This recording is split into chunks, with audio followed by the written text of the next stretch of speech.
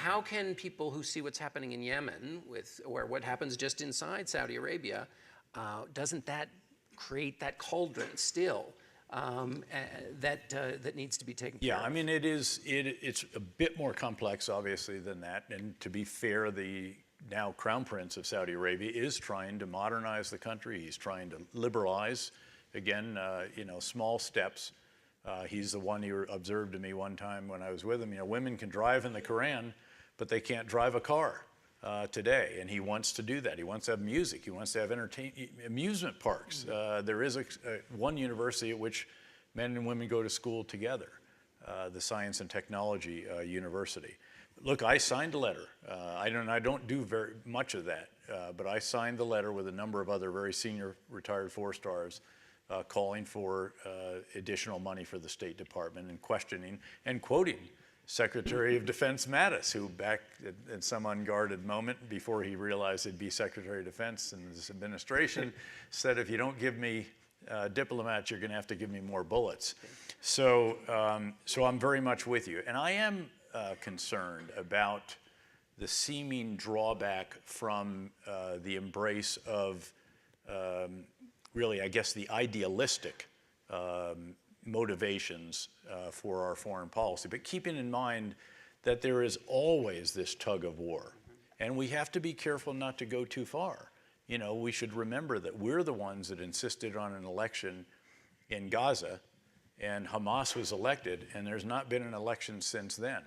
So it's always, it's complicated. And look at Egypt, a democratically elected, basically political Islamist Muslim Brotherhood government wrote the most exclusionary constitution imaginable, and of course then is overthrown. We don't like a democratic government overthrown, but maybe not all bad, because the new constitution is much more inclusive, with protections for Christians and so forth. Yes, some of the restrictions on the press and others give us pause, but it's this kind of thing. I've been a fan for saying, let's work patiently with countries behind the scenes.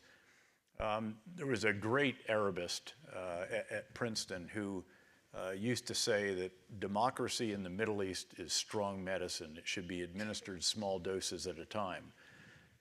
It's simplistic, of course, but it is a cautionary tale.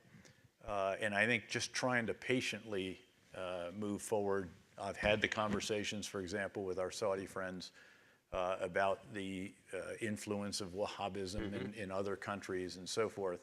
And they're keenly aware of that now, too.